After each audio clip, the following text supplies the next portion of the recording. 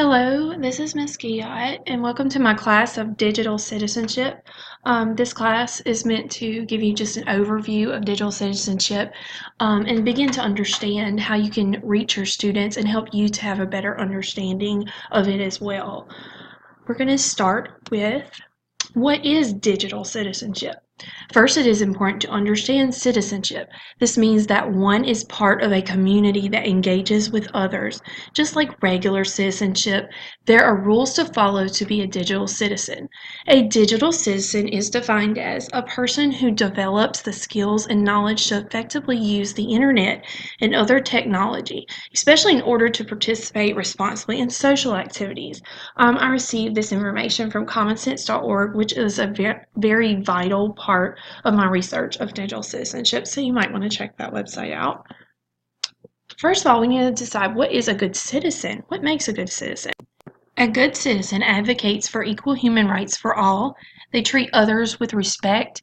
They don't steal or damage property, communicates clearly and respectfully, speaks honestly, works to make the world a better place.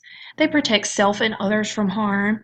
They team up for a possible community project and work together, and projects a positive self-image. These are just some of the things that make a good citizen. I received this information from simpleK12.com. Had some great information on just basically what a good citizen is. So what makes a good digital citizen? A good digital citizen advocates for equal digital rights and access for all. They seek to understand all perspectives, respects the digital privacy, intellectual property, and other rights of people online, applies critical thinking to all online sources, and does not share non-credible sources. Also, they leverage technology to advocate for and advance social causes. They are mindful of mental, physical, and emotional health while using digital tools. They leverage digital tools to collaborate with others, which is very vital. They understand the permanence of the digital world and proactively manage digital identity, which I think is very vital. And once you put something online, it is always there, and so you have to be careful and just be that good digital citizen by watching things you post. And so these are just a few of the things that make a good digital citizen that you can work on yourself, but also teaching to your children in your classroom, which is the basis for this course, and to understand how can you be that leader in digital citizenship, and also help them understand what makes a good digital citizen. And as a teacher, I think these are some great points that you need to understand in order to reach your children and help them to also understand. So digital citizenship, we are all digital citizens. We use tablets, phones, computers, access the internet, and much more on a regular basis. Technology is such an important part of our life today. It helps us get so many tasks done. It helps us on the job, helps us with research, and so many things. Technology in a child's life is quickly growing. There is access to so many devices that are created to accommodate children and to help them learn. Therefore, as teachers, our students must be taught how to become a digital citizen. For example, as a kindergarten teacher, students already, again, have so much knowledge of many technologies. It's how they're growing up. They're more used to these devices and how to use them. It provides so many tools to help guide their learning. So it is very vital that we teach them to be the digital citizen in our classroom before we hand them that technology. It is very vital. These are the 9 P's of digital citizenship. Edutopia is where I gathered this information, and they had an article about teaching about the 9 P's of digital citizenship. These are, for example, we're going to go all through them, and I'm going to explain each one a little more in a little more depth. First of all, there are passwords. Students need to know how to create a secure password. That is very important. Number 2, private information. Students need to know how to protect details like their address, their email, their phone number. This needs to be taught to them. Number 3 is property. Students need to understand copyright And some students will copy just anything they see, and they need to understand there are consequences for this. You can't just go online and just copy anything you want. There is a system for being able to gather that information. It is there for them, but they need to know how to do that. And we go into more detail on copyright and being able to understand that later on in the units. Number 4, permission. Students need to know how to get permission for the work that they use and how to cite it. Number 5, personal information. While info like their number of brothers or sisters a student has can't really identify them, and other information about things they like or dislike won't tell all about them, but it is important to choose who it is that they're sharing that information with. Number 6, photographs. Some private details, such as a license plate, may show up in some pictures online. So we can't just share everything and just be mindful of photographs. They're being shared.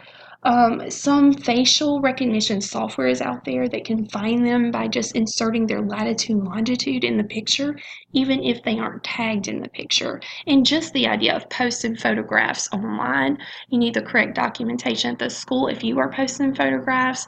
And once that picture is out there, it's always out there online, and a lot of times anyone can access it. So you need to teach them the importance of their digital footprint and putting photographs out there. Number 7, protection. Do students understand viruses, malware, phishing, identity theft, and how each work? Do they understand really the importance of these things and how to watch out for them? Number 8, professionalism. Understand professionalism of academics versus how they interact in their social lives. And think about etiquette and online grammar and these issues, and how students can be professional online. And lastly, number 9, personal brand. Have students decided about their voice and really how they want to be perceived when they are online? They have a digital footprint that follows them everywhere, and everything they post is there for others to see when they participate with online activities. Are they intentional? Are they trying to put this online for others to share? Do they want others to see this information? Think before they post. Teach them that. It's very vital and important, whether it's a classroom project, collaborations with others in a different school, a different country, social media, different things they participate in that's part of their daily life. It's important to know what they are doing and if they are intentional and trying to show this to others. In order for us to learn more and dig deeper, as I use that word in my classroom very often, into digital citizenship topics, we need to understand there are different topics that we need to discuss that's going to help us dig deeper and understand. In order to fully discover how a teacher can teach digital citizenship and have students to apply this in their classroom on a daily basis, we need to do more than just know the meaning of digital citizenship and a few examples of digital citizenship. So we're going to dive deeper and learn about some few different topics. Remember, this is just an overview. You will need to do research on your own and just practice these principles in your classroom to help you really understand it. You learn by doing. Digital equity. In Unit 2, we will learn about the meaning of digital equity and what this should look like in your classroom at Walker Elementary as well as in the entire Livingston Parish community, what this is expected, what's expected of you. What does digital equity mean? How should a classroom look if it has digital equity? What are some different forms of assistive or adaptive technologies to use in your classroom? What could you do in your classroom to help those students that need that type of technology? How should you use those technologies? What should you do to show them?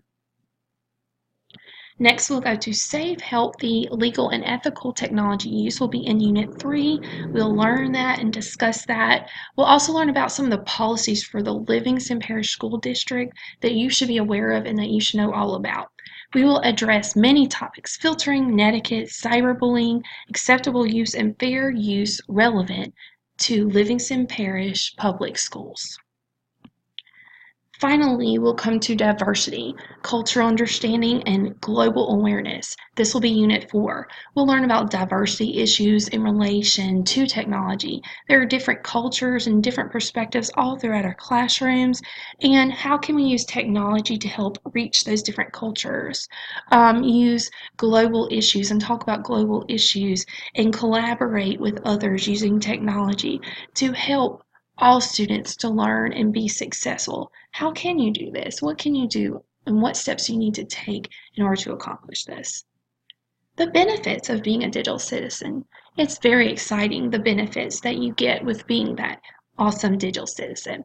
When students know how to be a digital citizen, it creates a safe learning environment for all learners in a classroom. Students can safely work on group projects, research a project, complete a class assignment, participate in online learning games, complete a discussion board with other students, and so much more. But first, before they're able to do any of these things, you must teach them how to be a correct digital citizen. Digital citizenship in Livingston Parish Public Schools. What are some examples of digital citizenship in your classroom? I have some examples below, but also think about maybe you already are showing digital citizenship in your classroom. But here are some examples. Being safe online, taking care of materials, using passwords for protection, not using personal information online, leaving computers like they were found after a student is finished working. These are very important to practice in your classroom and just make it part of your everyday life in your classroom, teaching your students to use these things. Also, I'd like to add, as we explore more about digital citizenship, you will learn responsibilities of the students. We'll look at acceptable use for Livingston Parish, how students can use technology appropriately according to that acceptable use policies. We'll look at the responsibility of the teachers, administrators, and all those things that are important for Livingston Parish Public Schools. And that will help you greatly understand digital citizenship. So what is it? What is it that digital citizenship is? Could you begin to teach this concept if you're not already in your classroom? Think of a few examples that we've discussed or you have thought of that show digital citizenship. We will dig deeper into this topic by learning about digital equity in Unit 2. Also, don't forget to take the quiz and complete the assignment for Unit 1. You will find that under assignments and under where we have our quizzes. Make sure you do that. It is going to show me what you have learned, and I will see you next time in Unit 2. Thank you.